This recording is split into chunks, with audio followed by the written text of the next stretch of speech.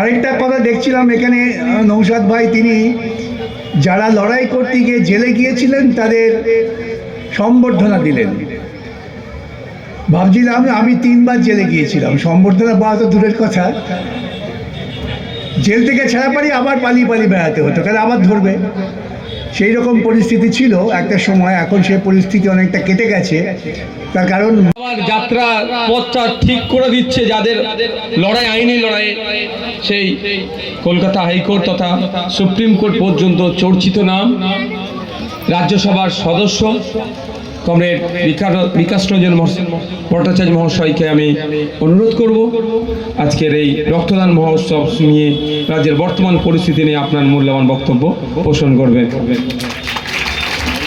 ধন্যবাদ। আমি আপনাদের ছোট ভাই জানি, আমাদের বিধায়ক, তার অনুরোধ ফেলতে পারলাম না, তাই চলে এলাম।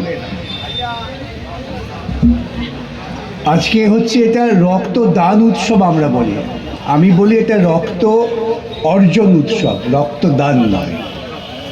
যদি বলেন কেন, বিজ্ঞানীরা আমরা অনেক কিছু আবিষ্কার করেছি, চাঁদে পৌঁছে গিয়েছি, সূর্যে পৌঁছে যাব, এমন একটা জায়গায় আছি, কিন্তু এখনও গবেষণাগারে রক্ত তৈরি করা যায় না।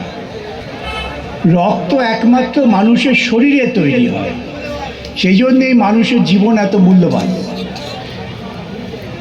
তা আমরা রক্ত তৈরি করবো কী করে? আমাদের শরীরে যে পরিমাণ রক্ত আছে সেটা আমাদের প্রয়োজনের থেকে বেশি। সেই জন্যই বিজ্ঞানীরা বলেন আমরা যদি আমাদের শরীর থেকে বৈজ্ঞানিক পদ্ধতিতে, ওই ছুরি চালিয়ে, বোমা মেরে, খুন করে রক্তপাত তা নয়, যদি আমরা বৈজ্ঞানিক পদ্ধতিতে আমাদের শরীর থেকে রক্ত বার করি, এটা নির্দিষ্ট, ওরা বলে 240 মিলিলিটার, তাহলে আমার শরীরের সঙ্গে সঙ্গেই নতুন রক্ত তৈরি হতে শুরু করে। আর যে রক্তটা আমার অতিরিক্ত, সেটা যার রক্ত তৈরি করার ক্ষমতা কম তার কাজে লাগে। কিন্তু আমরা দুটো উপকার করি। আমি আমার ব্যক্তিগত অভিজ্ঞতা থেকে বলছি, আমি যখন রক্ত দিতাম, প্রায় প্রতি বছরই দিতাম, রক্ত দেওয়ার পরে পরেই বেশ চনমনে লাগতো নিজেকে। আপনারা যারা এখানে রক্ত দেবেন দেখবেন, রক্ত দেওয়ার পরেই অনেকে ভয় পায়, ভয় পাওয়ার কিছু নেই, আপনার শরীরে একটা চনমনে ভাব আসবে, নতুন রক্ত তৈরি হচ্ছে। এই নতুন রক্ত তৈরি করার উৎসব হচ্ছে যাকে আমরা ঘুরিয়ে বলি রক্তদান উৎসব। সেটা আপনারা করেছেন, এত মানুষ এসেছেন, অনেক ভয় ভীতি সংস্কার কাটিয়ে আপনাদের সবাইকে আমার সালাম। আরেকটা কথা দেখছিলাম এখানে, নৌসাদ ভাই তিনি যারা লড়াই করতে গিয়ে জেলে গিয়েছিলেন তাদের সম্বর্ধনা দিলেন। ভাবছিলাম আমি 3বার জেলে গিয়েছিলাম, সম্বর্ধনা পাওয়া তো দূরের কথা, জেল থেকে ছাড়া পারি আবার পালিয়ে পালিয়ে বেড়াতে হতো, কারণ আবার ধরবে। সেই রকম পরিস্থিতি ছিল একটা সময়, এখন সেই পরিস্থিতি অনেকটা কেটে গেছে। তার কারণ মানুষ আরও বেশি লড়াই করছে। মানুষ লড়াই করে কেন? মানুষের দেখবেন লড়াই হচ্ছে ক্রমশ এগিয়ে যাওয়ার জন্য। আমি আরও সামনের দিকে এগোবো, আরও সামনের দিকে এগোবো, এইটাই হচ্ছে মানুষের রীতি। এবং সেই রীতি অনুযায়ী আমাদের কাজ করতে হয়। এবং আমাদের যে রাজনীতি, গণতন্ত্র, সব প্রত্যেকেই বলেন আমরা মানুষের ভালো করতে চাই। এখনও আমি বলছি মানুষের ভালো করতে চাই, কিন্তু আমি কি করছি? এই জন্যে আমরা বলি কি বলছি সেটা বড় কথা নয়, কি করছি এটা বড় কথা। আমি মুখে বলছি আমি এই ভাঙনের মানুষকে শান্তি দেব, কিন্তু সেই মানুষ যখন শান্তিপূর্ণভাবে ভোট দিতে যাচ্ছে তখন তাদের বোমা মারছি, গুলি মারছি, খুন করে দিচ্ছি, ভয় দেখাচ্ছি। তাহলে আমি যে মুখে বললাম আমি শান্তিপূর্ণ নির্বাচন চাই, আমি কিন্তু শান্তিপূর্ণ নির্বাচন চাই না। সেজন্যেই সবসময় আমরা বলি যে একটা দল, একটা মানুষ, তারা কি করছে সেটা দিয়ে বিচার করবেন, কি বলছে তা দিয়ে বিচার করবেন না।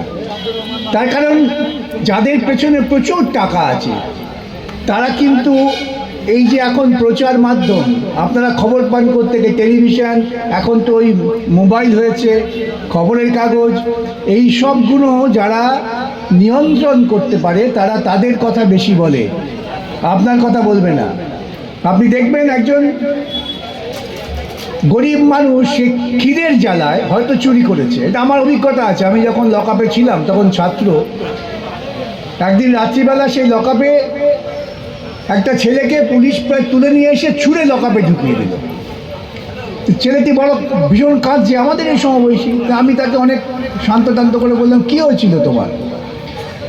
সে বলছে, আমি 3 দিন খেতে পাইনি, আমি একটা দোকানে গিয়ে পাউরুটি চুরি করেছি। এই পাউরুটি চুরি করেছি, সেই জন্যই আমাকে মারধর করা হয়েছে। তা আমি খুব চেঁচামেচি শুরু করলাম তখন থানার ভেতরে। ওসি এসে বললেন, চেঁচাচ্ছেন কেন? আমি বললাম, আপনারা এটা কী করেছেন? কেন একটা ছেলেকে মারধর করেছেন যে খিদের জ্বালা রুটি চুরি করেছে, তাকে মেরেছেন? তা ওসি ভদ্রলোক ছিলেন, তিনি বলেন, না আমরা মারিনি, ওকে এলাকার মানুষ ধরে মারছিল, আমরা ওকে তুলে নিয়ে এসেছি, আপনি বিশ্বাস করুন আমাদের, আমরা মারিনি। তো যাই হোক, তারপর তাকে হাসপাতালে নিয়ে যাওয়া হলো। তাহলে এই একটা মানুষ, সে কেন চুরি করবে খাবারের জন্যে? একটা মানুষের খাবারের জোগাড়ের দায়িত্ব তো যারা সরকারে আছো তাদের। তোমরা সরকারে গিয়েছো অনেক ভালো ভালো কথা বলে, কি কাজটা করলে? রংচং বিজ্ঞাপন দিয়ে দেখতে হবে না, আসল কি কাজ মাটির কাছাকাছি করেছো। স্কুল খুলেছো, স্কুলে গরিব ছেলেমেয়েরা পড়তে পারছে। তুমি কি হাসপাতাল চালু করেছো, যেখানে হাসপাতালে গরিব মানুষেরা যেতে পারছে? তুমি কি আমার ছেলে মেয়েদের যারা লেখাপড়া শিখেছে তাদের কাজের ব্যবস্থা করতে পারছো? এইসব মৌলিক কাজ যারা করতে পারে না, তারা যতই বড় বড় কথা বলুক, তাদের সঙ্গে আপনারা যাবেন না। আর যারা এইসব মৌলিক কাজ করার জন্য চেষ্টা করছে, সবাই সব কিছু করে উঠতে পারে তা নয়, কিন্তু চেষ্টাটা কাছে, তাদের সমর্থন করতে হবে। তাই আমরা দেখেছিলাম যে 34 বছরে বিভিন্ন জায়গায় স্কুল কলেজ তৈরি হয়েছিল। খুব বড় বড় বাড়ি হয়নি, এটা ঠিক, কিন্তু ছেলেমেয়েরা স্কুলে আসতো, পড়াশোনাটা হতো। আর আজকে একদল লোককে আপনারা ভোট দিয়ে ক্ষমতায় এনেছেন, তারা বলছে যে স্কুলের চাকরি আমরা বিক্রি করব। বাজারে যেমন আলু পটল বিক্রি হয়, তুমি আমাকে কত টাকা দেবে দাও, তারপর তোমাকে আমি স্কুলের শিক্ষকতায় কাজে লাগাবো। স্বাস্থ্যসাথীর নাম করে বলা হচ্ছে, ঠিক আছে ওখানে যাও, ওখানে পাশে একটা প্রাইভেট নার্সিংহোম আছে, সেখানে যাও। আমি ওই টাকা দিয়ে সরকারি ব্যবস্থাকে ভালো করলাম না, বক্তৃতা করছি, রোজ খবরের কাগজে বিজ্ঞাপন দিচ্ছি, খবরের কাগজ খুললে রঙিন রঙিন ছবি পাওয়া যাচ্ছে, এবং তিনি নাকি নেত্রী। সেই নেত্রী নিজের প্রচারের জন্য লক্ষ কোটি টাকা খরচা করছেন, কিন্তু আমাদের ছেলে মেয়েদের কাজ পাওয়ার জন্য কোনো রকম তার উদ্যোগ নেই। এই আপনাদের মিটিংয়ে যখন আসছিলাম, তখন আমাকে সাংবাদিকরা ফোন করলেন অনেকে, যে কালকে আপার প্রাইমারি যারা শিক্ষক হিসেবে দাবি করছেন যে আমরা শিক্ষক নিয়োগ হতে পারি, আপনাদের মতোই অনেকেই আছেন শিক্ষিত ছেলে মেয়ে, কেউ হয়তো মাদ্রাসায় দরখাস্ত করেছেন, কেউ আপার প্রাইমারি, তারা মুখ্যমন্ত্রীর বাড়ির কাছে শান্তিপূর্ণ বিক্ষোভ করছিল যে আমরা কেন চাকরি পাবো না। তাদের ধরে জেলে পুরে দেওয়া হয়েছে। তারা তো বোম মারতে যায়নি, তারা তো ভোট চাইতে যায়নি, তো তাদের ধরে জেলে পুরলে কেন? যে ওই শিক্ষিত ছেলেরা তারা ভয় পেয়ে যাবে। একবার জেলে গেলে, যদিও আপনাদের অনেকেই অনেক দিন ছিলেন, প্রথমে তারা ভয় পেয়ে যায়, তারপর তাদের সাহস তৈরি হয় যে জেলে গিয়ে কিছু করতে পারবে না। আমি আপনাদের কাছে নিবেদন করব, আজকে বক্তৃতার সভা নয়, যে আপনারা প্রত্যেকে আসুন, নিজেরা স্বেচ্ছায় আপনাদের যে অতিরিক্ত রক্ত আছে সেটা বার করতে দিন। ডাক্তারবাবুরা বার করে দেবেন সিরিঞ্জ দিয়ে, তাহলে দেখবেন আপনি সঙ্গে সঙ্গে নিজেই অনেক সুস্থ বোধ করছেন, আপনার শরীরে নতুন রক্ত তৈরি হচ্ছে। আর এই রক্তটা, যে অসুস্থ মানুষ হাসপাতালে পড়ে আছে, যার রক্ত তৈরি করার ক্ষমতা নেই, তাকে আমরা দিয়ে সাহায্য করতে পারবো। এই যে একটা প্রক্রিয়া, বৈজ্ঞানিক প্রক্রিয়া, এর ফলে আমরা সকলেই সুস্থ থাকব, সেই চিন্তায় আপনারা সকলে এসেছেন।